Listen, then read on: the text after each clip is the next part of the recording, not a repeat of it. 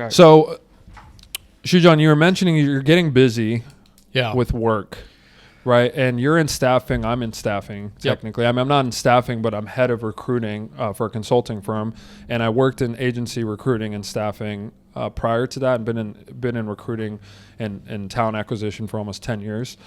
So we have some point of view, some perspective. So talk to me. What your work is getting busy. It's 2025. We're in March, kind of closing off the first quarter of the year. Work is getting busy. Talk to me. What's going on? I think I am in a much safer sector of staffing and recruiting in healthcare. Typically, we're the last ones that get impacted. Whenever the economy is doing poorly, and we benefit the quickest when the economy is doing well. I think we're seeing, just from our perspective, we're seeing more and more spend from basically healthcare entities, them wanting to go and resume hiring again. I think last year, with the uncertainty of the election and kind of the economic condition altogether, we were seeing much less demand. We're seeing more and more of that demand come back, which is a good sign. But once again, I'm in a very saturated space, very, I guess, protected space in healthcare. But we are getting busy. We are getting busy, and that means we're hiring more, which just means we have more money to spend. So I think we're going on the positive side, but there's still a lot of uncertainty with kind of what's going on out there. So if you're looking for a job, is the healthcare staffing and to preface, right, Tamiem, you're also in the healthcare space, right? Yeah. Master's, NYU Public Health, running a clinic in Fort Worth right now. Yeah, I mean, what I'm noticing on my end is medical assistants. The jobs are like super available, but it's kind of always been like that. If you look at, whenever we look at jobs, we typically look at them in terms of, I guess the way we would look at it is just how much time and expertise goes into each job and how much it takes for somebody to go perform that role, right? Mm-hmm. If you look at medical assistants versus a doctor, you're looking at, 8 to 10 years of education, and then some amount of formal training, and then they can go practice on their own. I think the demand for medical assistants, CNAs, is always there. If you're a medical assistant and a CNA, you will always find a job. You'll never. And this is really important information. And for it's people. very easy to become a medical assistant and a CNA. So if you're looking for maybe a career swap, maybe something to get your foot in the door. That's how a lot of people also do it. They become either MA or CNA, and then while they're working for a hospital, hospitals have a lot of benefit programs that pay for the education. So maybe you can then transition, 2 years of associate's degree into some type of a licensed nursing program, or you can actually become a registered nurse with an associate degree in 2 years. So if you're wanting to make a career swap, there's a lot of money to be made. And once you become a nurse for 2 years, let's say you've worked with an employer for 2 years and you built that practical experience, then you get into travel nursing, which is a massive industry altogether. That's when you're really making a lot of money. I mean, I'm talking, you get to go travel around the country wherever you want to go, and you're making anywhere from, $2,500 to $3,500 to $4,000 a week. Mm-hmm. Yeah. And then you get a lot of different incentives from the government where, a lot of your income is untaxed because you are working certain, distance away from your home. So the medical industry is, if I look at the amount of available careers and the barrier of entry into each one, IT takes a long time. You're in technology. Technology, it has a big barrier of entry because now, especially a 4-year degree probably doesn't even, we'll get to that, but I want you to finish this topic. But like for healthcare, if you're being an MA, you could probably be an MA with maybe 3 to 6 months of training, where a lot of people just can get their CNA certification by completing minimal courses at a community college. So it's not a lot of financial investment either. Then you get your foot in the door, and you're making. Of course, it's not the best of money. You're probably making $25 an hour to $30 an hour, but you get your foot in the door. You make connections, and if you're working for the right employer, you leverage that relationship to then go elevate yourself, whether it's education, whether it's a different type of experience. So that's definitely there. I think that's But I'm surprised even with that, there's always a constant demand for medical assistants and CNAs. But healthcare as a whole, I think we're seeing a rebound happen this year. Last year, I think we were down almost 10% if you look at, year over year. This year's been a good start so far. So that's what's, kind of kept me busy. I'm like, I don't know how things are at your clinic. Yeah. We're hiring, especially like ecotechs too. Yeah. I feel like ecotechs is also something that if you want to make anywhere between $5,000 to $8,000 a month, which a low barrier of entry. Well, that's $100,000. Yeah. Ecotechs, I feel like are. I have to check if you need a formal degree to become an ecotech. But, but I know the demand is really high in our. Yeah, you definitely need a degree. But the hospitals you could do and facilities that I work on, they're always looking for ecotechs. So I know that they make.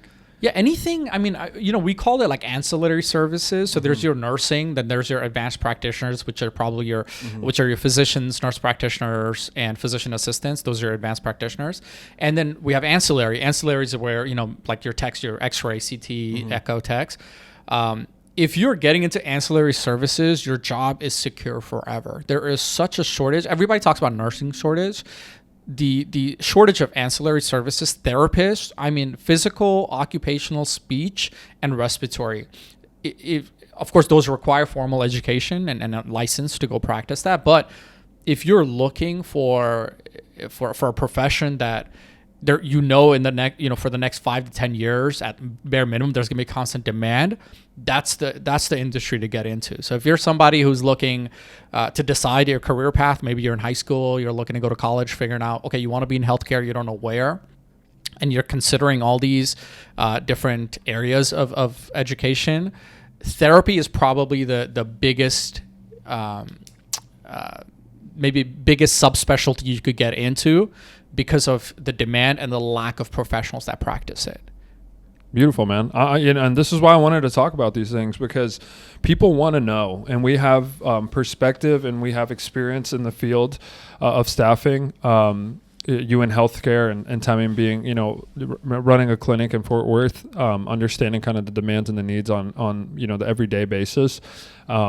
And there's so many people that are lost, kind of confused about what to do, and have strong set of skills and potential to be successful. They just need to understand where to put their efforts.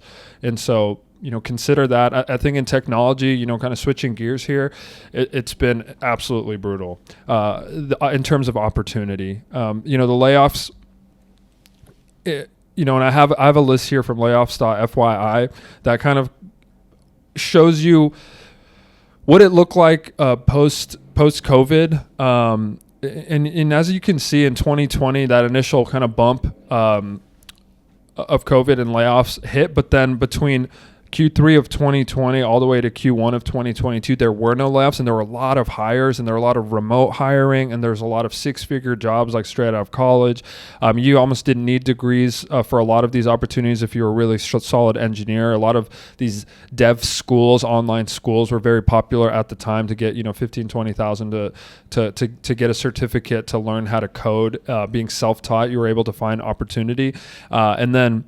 Really coming towards the end of Q4 in 2022 and really Q1 of 23 is when it really peaked. There's been nothing but layoffs, and all those layoffs, as they hit, there aren't opportunities that are replacing these layoffs. It's positions getting eliminated altogether. It's not for a lack of performance, it's for a lack of need. If a lot of this tech, there was like a bubble and it inflated and the balloon popped, and they realized that they were overspending. And so they started like just getting rid of a lot of different engineers for a lot of different reasons. And you can point at emerging technologies, some of this AI stuff that's building and growing, the nearshore, offshore capabilities that are just cheaper for businesses that they're I wonder how much of it. I see articles all the time. I wonder how much of it is just company reducing spend over overall and reducing number of people in the company versus with the option of offshoring and how accessible it is. Just wanting to do that just for the sake of cheaper labor. I wonder how, what your opinion is, because in technology it's very prevalent, right? Offshoring and kind of reducing your costs. It's cheaper labor, and even the government also. I think they have a lot of initiatives, of course, with our employment-based visas, particularly the H-1B, which is primarily leveraged by technology folks. It's most people that we bring in under H-1Bs are technology, maybe engineers. I mean, that is literally the reason for the demographic change in North Dallas. A lot of times what happens with... And they're also cheaper. Right? They're cheaper. Even when they come under H-1B. Not only are they cheaper, they're more loyal because getting that sponsorship... Yeah, they have to maintain that employer relationship. They have to maintain the employer relationship, so it gives... But is it loyal? Is it the fact that they don't have an option, so they have to stick to the employer? Like, you think that if they had an option to go and switch to another employer, they would still exactly. Stick to they're kind of bound to be loyal. Right, is my right. point. So it's kind of like they're forced, right? Their hands are tied. You're paying for their loyalty. You're paying for their sponsorship fee, which is a cost. Yeah. But then you don't have to be as competitive with their salary because they are almost stuck to. Their loyalty is almost bought, right? And they can't. Yeah, exactly. They can't like mess with it because imagine like how you would feel, right? Like if you're here and you're being compensated. Let's say I'm working here and I've got somebody next to me who came under an H-1B. They're typically compensated, 30-40% bare minimum, lower than I am, and in a lot of cases, they probably perform better because they have that sense of desperation and the sense of, I need to perform. I wonder how that is psychologically to them. And maybe just to take a quick detour, makes sense to come under H-1B because, you're able to work here. But there's a lot of people coming to America, particularly as students as well, international students. And I looked at a data yesterday of emigration, people leaving countries. And I particularly looked at Nepal and India. So Nepal ranks number 1 in terms of people leaving the country for emigration. And in terms of volume, Nepal's probably at 250,000 people leaving every year. India is at 1 million people that are leaving India every year. Which is like it's such a small... It's like a droplet. Yeah, it's a very small portion of their population. But, they're coming somewhere. And there are particularly 3 countries that are really...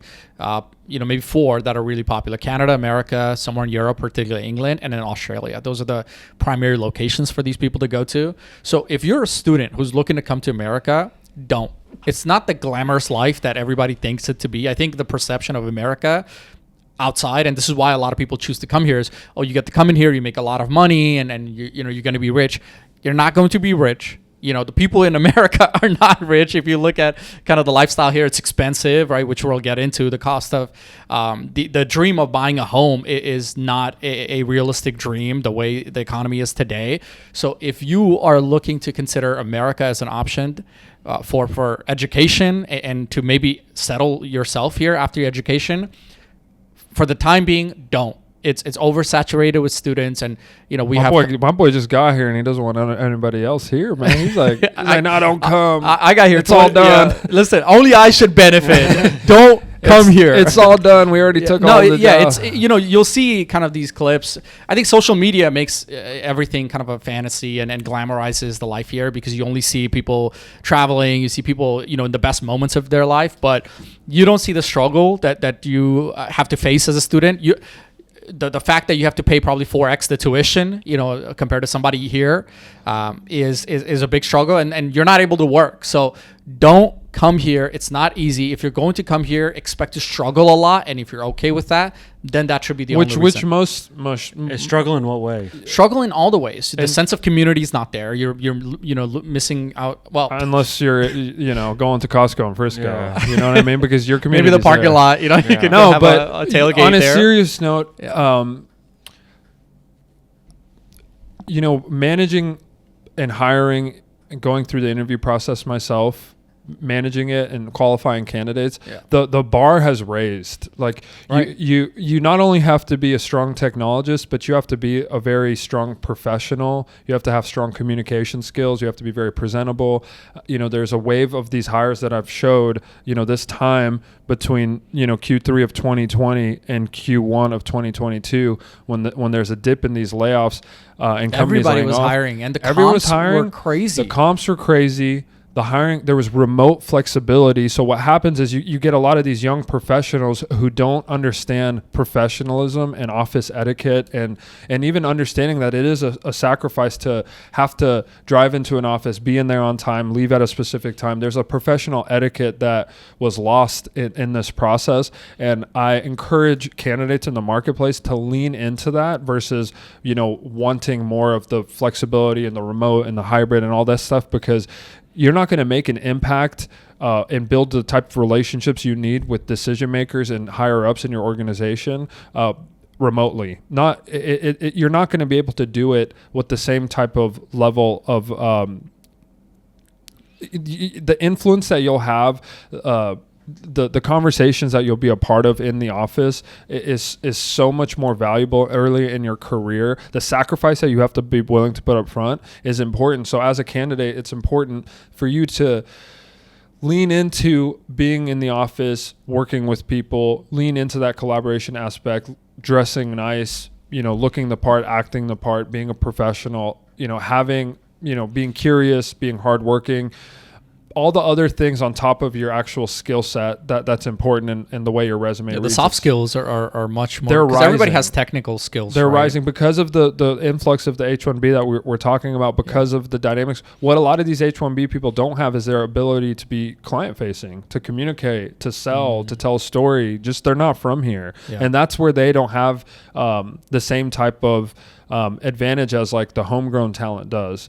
Obviously they have work ethic, and they have high intelligence, and they understand the nuts and bolts of especially in engineering and coding. But what they don't have is their ability to communicate that, the ability to collaborate that in the pace and level that a lot of organizations are looking for. So the soft skills are very, very important, and you can't leave any stone unturned. And that's kind of my message to candidates right now, is to focus, especially if you're getting in technology. Degrees still have weight, and they still have power to get your degree in engineering, computer science, MIT, MIS. Obviously, AI is very prevalent today. Learning language models, machine learning, kind of data science. The more you understand and are classically trained, the better. The more you are able to be just a problem solver, a really strong engineer who can create solutions and build solutions and work with some of these language models is going to position you well. The prompt engineering and understanding the new technologies, which come often. Every couple weeks, every week, there's a newer version, a better version, and being well read and researched on what's coming it's a lot more effort. The bar has raised. It's still possible. You just have to raise your game as well, which it's not easy for most people. But engage with recruiters, reach out to organizations, reach out to individuals who have the jobs that you're looking for, and understand what they did to find that success, and build these relationships and water those plants. I once started a course on trying to help people manage and get into, stick out as a candidate, increase their yield of interviews, because that's it's hard for people to get interviews, let alone a job. Right. So increase their yield of getting interviews. It's a numbers game. For every 5-10 interviews that you get, you're going to get to like 1 or 2 offer stages, right? You got to find your ratio and play into that. And then how you carry yourself through the interview process and the substance you bring all the way up to the offer stage, and accepting an offer and starting an organization and making an impact early in your tenure, and continuing to kind of build on that momentum is super important. And through this podcast, the course didn't pan out in the way that I would have hoped, but through this podcast, I hope between you and I, and obviously Tamiem and his field, that we can help better educate and just guide people into a direction where they feel like they're the drivers and have more control of their job, success. I think there's benefit in it if we redo the course to make it how, like, the steps it takes to land an interview. Yeah, I think that also changes depending on what time and what circumstance the market's doing. I think where we're at today, the biggest thing is not even your technical skills. I mean, first of all, you're competing with people that are getting laid off from FANG, right? So your giant companies, and it's kind of impossible to compete against those because they have that experience and they have that brand in their resume. But nothing beats, like one of the points Aaron said, nothing beats networking. And it's such a like a buzzword, trigger word, and you know, for the longest time I was like, what the hell is even networking, right? But you got to put yourself out there. You know, if you're applying, I mean, even something as simple as like if there's a job you see on LinkedIn, right? The job tells you who they're recruiting, who's recruiting for that job.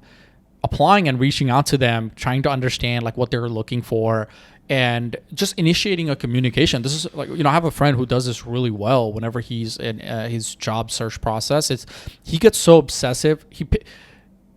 The job market used to be, when you're looking for a job, particularly in like 2020, maybe to 2022, is you could just apply to anything and you're going to get a call left and right because everybody has money. The government was literally handing out free money in ways of PPP loans and these other, you know, kind of forgivable loans, to where businesses had no choice but to, you know, get that free money and spend it. Right? Also simultaneously things were locked down and people were just on their phones and on their technology. These fan companies, people were on Facebook, on Amazon, consuming a lot more, a lot, spending a lot. They were getting the government checks that, you know, so that time there was just this again, balloon that was just growing and growing until eventually popped, which led to these mass layoffs across the board. And you know, a lot of organizations wanted to be the best and have the most people and hire the most people and look like they were growing at this rapid scale, you know, just to fire them as soon as things started going down, to cut their costs because things swung in the other direction. And I mean, they didn't care so much about the cost per performance. You know, like right now that you care, right? If you hire somebody for $100,000, what value are they going to generate? When we looked at COVID, they're like, okay, I can go spend $1 million. Even if I get $100,000 in value, that's fine because it's free money. It's not my money. I have to go and, you know, the businesses had to go and spend because the government was incentivizing them to go spend it on the economy, which is also why, if we look at it just from a numerical perspective, our economy was the best during COVID when not a lot of money was flowing. People weren't out spending money, which is very counterintuitive, right? For the economy to flow, you would want people to be out there. You'd want businesses to be surviving. But because of all these, you know, kind of, you know, incentives from the government, that's what happened. But, you know, kind of where we are today, you are competing with, you know, people from these larger companies who are having majority of these layoffs. By the way, the numbers look so high because there are more companies having them, but the number of people is significantly higher in the bigger companies that are having that. So if you're looking for a job in this market, in technology, you got to network. You have to go shake as many hands as possible, you know, introduce yourself to as many people in a company. I mean, one of the tricks that my friend uses is whenever he decides that this is a company that I want to join, I like their vision, I like their mission, he doesn't just look at it from, I want a job. You know, he's always looking at it from a perspective of how do I differentiate myself? So he's reaching out to the recruiter for that position. He reaches out to all the people that are in that department. He goes and literally stalks the LinkedIn of that company, finds who the hiring managers could be for that department, introduces himself, and he's even gone to several conferences and met them in person, shook their hand, and he's been able to get several interviews and interviews with, you know, executive teams at larger companies who otherwise, you know, you would not be able to go secure interviews with. No, there's again, I talked about this in the course that we were putting together. Okay. There's a lot here that you and I can unpack to help actually build a roadmap for people. Absolutely. And they would be interested in that. And I get a lot of questions, from younger people. It's very valuable for us to make a course on. And we will. We're going to make a course and create a roadmap for because we've got a lot of people that are getting into whether it's healthcare, whether it's technology, there is a roadmap. Like you mentioned, I'm on LinkedIn. My job is to be on LinkedIn. Not just reaching out, connecting. It's how you do it. You connect with people, you engage in their content, you like their posts, you share your comments, you share your perspective, you create a point of view, you create some eminence in the space. It's not as simple as you send a request with a no and be like, hey, I'd love to connect, I'd love to work there, I need a job. I mean, there's some people who are super anymore. In your face. People now, they go on LinkedIn, they see the easy apply. They apply to 50 jobs and they think, "Hey, especially the H-1Bs. Yeah. I did a lot today. I just applied to 50 jobs." That doesn't work. So you know, I mean, I get a lot of connects on LinkedIn. I think just, you know, us having the type of roles that we have, and I'll say out of 10 connections that I get, I'm about to shoot you a connect. Yeah, 6 to 7 of them are looking for a job. So of course, it's, and I appreciate, I make sure I always respond back. Hey, send me your resume. Let's go look at it and see if there's any synergy there. But I mean, I'm talking like a corporate man now, but yeah, the market is very tough. Because a lot of people they'll send a message and they won't even hear back, and they think, okay, Sujan, how do you spell your last name again? Panday. So what happens with people trying to network through LinkedIn and they just don't hear back from people? You just keep on messaging people? I think it's a process. You're not going to get a response from everybody. Mm-hmm. You have to show your commitment, and oftentimes, the people that you're reaching out, they could be testing you to see how committed you are, how much you're willing to deal with. Well, this is what I was getting at before. It's not as simple anymore as LinkedIn has become super saturated, right? It almost is like a Facebook at times if you go through your I'm sure feed. You get a lot of people that are just trying to sell you stuff too. A lot of people trying to sell me stuff, a lot of like HR, like softwares and a lot of, shit like that. Which I don't knock anyone's hustle, but I'm speaking to the candidate that is looking to get the job. And what you need to do as a candidate is you need to connect with the people who have the positions that you're looking to get. You need to connect with the recruiters of those organizations. You need to, send them the job that you're interested in. Send your profile, talk to them about your interests. But also, when you're connected with these people, engage in their content. Like, comment on their posts, like their posts. Make yourself visible. Make yourself visible through sharing your own perspective. If somebody's telling me they're a technologist and these are the software skills and tools that they use, talk about it on your feed. Post about it on a feed that has engagement. Like, create a digital footprint. Or if you don't know, just be curious and go engage with them. Ask questions. Yeah. Like, hey, I don't understand. Yeah, it's not just, hey, can you give me a job? Hey, can you give me a job? Yeah. Hey, it's just not going to work. I'm going to be like, oh, all right, dude, enough. You go wait in line. There's 100 other people that are asking too. Show that you're persistent. Show that you have an opinion, or show that you have the ability to be curious. And learn. Should people be applying to jobs that are already 3 or 4 days posted? Is that too late? Are those jobs even real? Like, sometimes you'll see job posted 6 days ago, 200 applicants, and then you're thinking, okay, should I even apply to this? No, this is the point, right? See, I think a course on this, a course would be super helpful, because one of the things about LinkedIn. This is what we started this, by the way. So, but it probably makes more sense to do it together. Yeah, I think it would be like really one of the things that you should know about LinkedIn in particular is when a job is opened, and let's say I click into a job to apply, even if I don't apply, LinkedIn counts that as an applicant. So just because a job says there are 200 applicants doesn't mean 200 people have applied. That means 200 people have clicked into that job. Okay. So I post jobs on LinkedIn. So LinkedIn actually told me this, by the way. This is from my conversation with LinkedIn. This is from Mr. LinkedIn. This is from Mr. LinkedIn himself. This is from LinkedIn. Mr. N. This is so. I mean, I think insights. I have a LinkedIn rep too, right? For probably not as good as mine. Is it what ethnicity? Link is he's up there. I'm trying to trap him. That's a good answer. He's up there. No, is this Link from Smash Bros? Is this the Mr. Link himself? I heard it. You heard it from Mr. LinkedIn himself. Don't take the numbers, and I would say ignore that. You should be open to competing with people. That's what Well, yeah, no, there are levels. Don't let that deject you.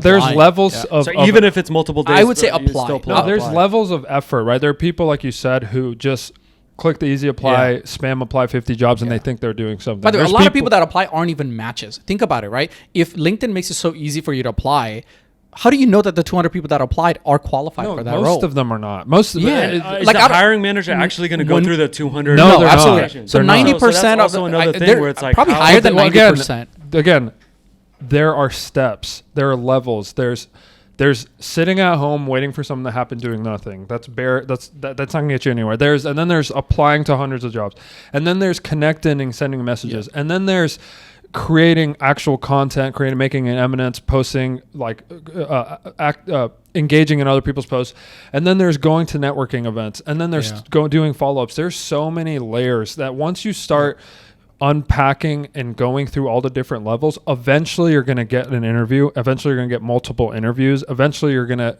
get a job offer. Eventually you're going to get a job, but it takes so much effort. It's a job itself, finding a job. You have to start But why not? My question is why not, right? Why if not? You're if you're in tech, what? why not go put in that effort, right? Well, that's the point. Why that's would you not put in that effort, I think, right? But it's not even the effort. I think people just don't know what the best use of their time is. You're absolutely right. They need that roadmap. They need the roadmap. I absolutely agree, but I think part of it is also if you're looking for a job, and like tech salaries are insane. You guys have seen these ridiculous comps, like starting comp probably like 150, 200K plus, to start. Well, not anymore, but yeah, they're good. Yeah, maybe that used to be the case, but I mean, at least over 100K. I mean, you're not making less than 100K as a no. There you can in a lot of cases be entry level and get 100K depending on your skill, but even that is it's just not as available as it once was. Okay, it's not. The reason I brought up the salary was if this is a pathway for you to make significant amount of financial progress, then it's just sitting at home applying or just sitting and connecting. That's great, but why not take that extra step to go to conferences and meet people, right? Like, I mean, I had my friend that I talked to you guys about. He flew to Europe for a conference, and he found the cheapest tickets, cheapest whatever. He invested like $700 or something like that. Slept on somebody's couch. He did that just to go meet the CEO of the company and shake hands with him. He came back with an interview. Yeah. I mean, the level of effort is going to dictate your outcome. I understand, like a job at the end of the day is just a job, but the way it is today, it's also your survival. Totally. So you got to obsess over your survival, and whatever it is that some people don't have the means for stuff like that. Some people don't have, but there is a roadmap, and I mentioned before, when you're active, when you're paying attention online, those types of events and networking opportunities will surface. You'll see it because these people talk about it and post it once you're connected with them and you're in their atmosphere. And then you can start locally and go to the events and opportunities. Look at who the companies are that are in your local area, and then go meet them. Find communities where people go to the gym, where people spend time having these shared experiences to put yourself in a position where you'll find people who have common interests. A lot of people on LinkedIn will share that they are former athletes or that they do this, they do that. And it takes, again, we don't need to talk in circles about this. We clearly have, something here that we can, continue to unpack and create some kind of course. Yeah. I think there's a lot of insight that we all have from our respective roles that anyone can get value out of, is particularly the young young professional. I mean, right, I think going to UTD or any of these schools to tell them the best use of their time when applying to jobs will be super beneficial. And I don't think anyone's doing Especially, I think all three of us play roles where we're actively hiring I've people. I've done multiple lectures at UTD and I on think this it'll be topic. super beneficial. Yeah. Because with Professor Ron Bose, who's no longer at UTD, which is unfortunate, but I've gone and gave lectures at UTD about how to navigate an interview process and what recruiters look for, and it's all kind of in the world of technology and professional services consulting, but an updated, kind of more nuanced, more thorough 2025 version is very, very valuable because again, you see the chart. Sujan, you also said something you mentioned earlier. You were like, well, it also depends on the time that you apply and how the market is. Yeah. But when applying to a job, when the times are bad, the course of trying to figure out what the best use of your time is even more valuable. Absolutely. So, and then when times are good and people are just hiring, then that you can use the course and it'll still be beneficial. Yeah, like makes sense. It's like a win-win. So no, it always works. There's a demand for it, and how we build it is important. But like I was mentioning before, a lecture that I give in UTD 6 months ago, 2 years ago, it's changed already. Yeah, it doesn't work anymore. It doesn't work anymore. It has to constantly be updated, and there has to constant education. Because like I said, if we create something today, it really 6 months from now, there's no guarantee it's going to work. It really just boils down to trying to avoid the AI and the algorithm and really shaking somebody's hand either metaphorically or like. I mean, there are tricks in even from how to navigate the AI. Not avoiding it, but leaning in to leveraging the tools to up your skills as well, and simultaneously building your soft skills that these robots and AIs and things don't have. But if you have to say the single most important thing in landing a job is networking and finding somebody who's going to advocate for you today, within the company. Yeah, I mean, right? I would in the market today. That would be my personal. If you ask for like the one thing in technology, it's leveraging AI. That's the number one thing you can do. That because if you could leverage AI at a high capability, you don't even need a network. What would be like an example, like other than just, making a resume or something like that? What would be like one thing that you would say, like something that's unique? Just understanding how to, if you're in technology, understanding how to leverage these tools to engineer and prompt engineer and create architecture and build code and everything. Yeah. Really, every aspect of your job can be used with AI capabilities. Yeah. And if you're trying to break into the space, like, but would you say is that how you do good in the at your role, or is that how you land the role? You can if you're smart enough with the tool, you can scale yourself to land the role. To you can use it in every single possible way. You can use these tools to surface networking opportunities, then go network. You can just leaning more into that while simultaneously taking care of your professional etiquette, your soft skills. It's like both things. It's not like the number one thing you need to do is network. It's like no. In technology, in healthcare, it's going to be different. You don't need to leverage AI tools. Well, in healthcare, you don't even need to leverage networking because depending on the career so we have to be specific about the things that you need to do.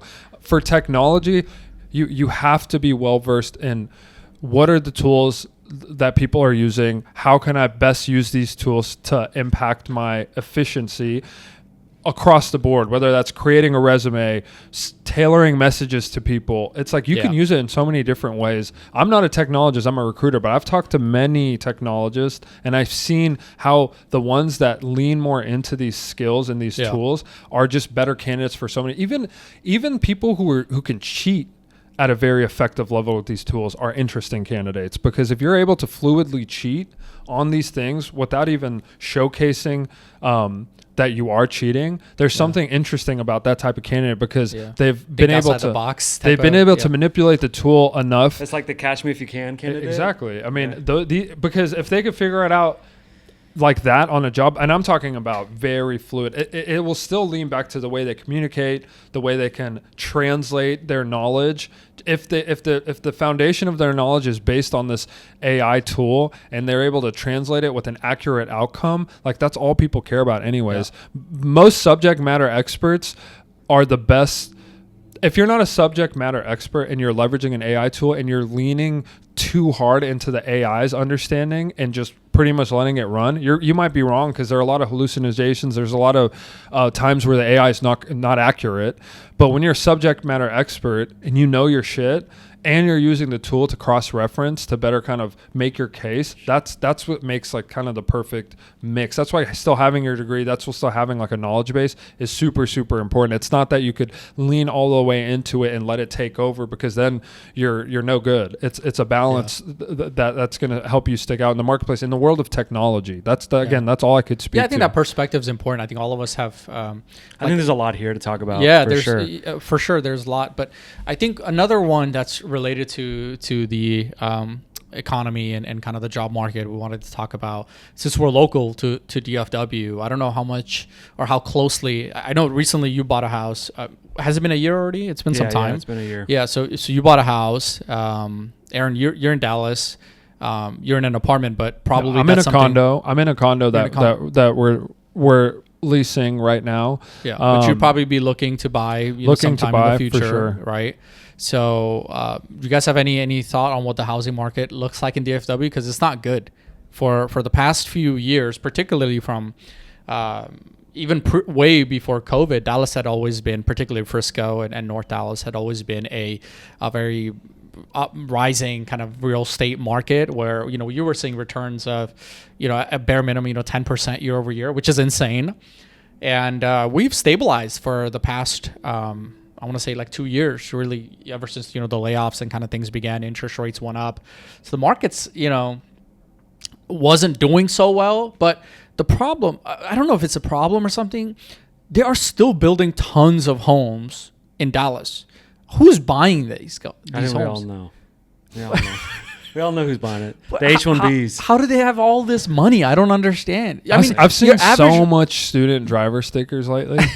So many H-1Bs, dude. The amount of text messages I get from all the people that listen to our podcast and they just taking pictures of the student driver sticker. Yeah, it annoys me. It annoys me at how wrong I was. How are these students buying homes, man? They're students. Yeah, and it's either uncles or aunties, man. I've never seen a young person. Your friends are texting you, just saying. I've never seen. It's okay. I've never seen a young person do anything like that, but.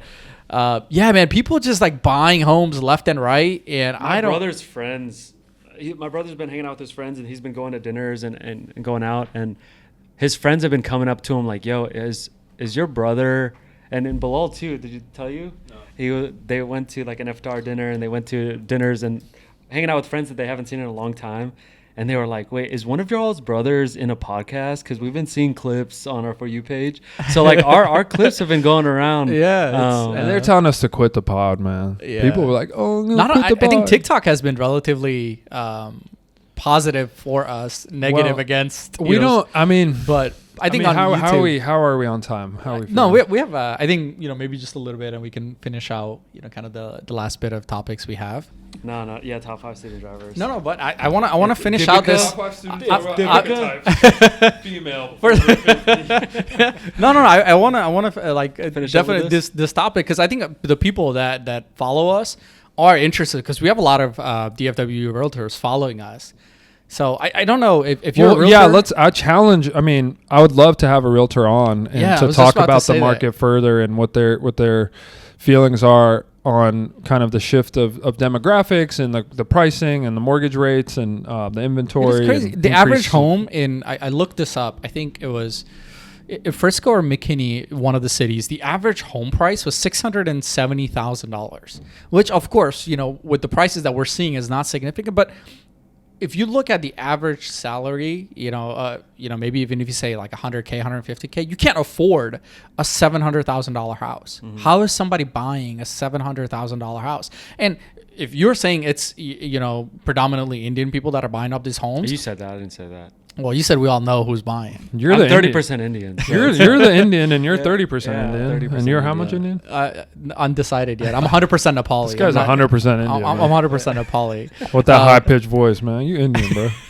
23 and me. I mean, if we think about it, we're all Indian. Yeah. Everybody put their blood on the table. Let's bring out the 23. Let's see which has the most dirt. Next episode. Who's got the most curry? Whose blood is more orange than red? Next episode's going to be sponsored by 23andMe. 23andMe. Yeah, but if you look at it, typically most Indian households are like single family households. Sorry, not single family, single earner household. So how is somebody able to afford this home? I don't understand. What do you mean? They have like 4 or 5 different checks to one house a lot of times. Who? There's a lot of guys who come together and they live together. Not as a family. As a family, typically you're not sharing your home and you're definitely not sharing your finance. Maybe if you're talking about single guys that come in, I think they have a lot more flexibility. A lot of that. No, most I mean in India, you get married at like 23, 24. I'm not talking I'm talking about the ones that are here in the park the ones with no kids. Oh, they have kids, all right. Their wife is taking them to another park because they're like, "Hey, give me some space." And they're going to the park to stare. Yeah, they got their own park. Toes out.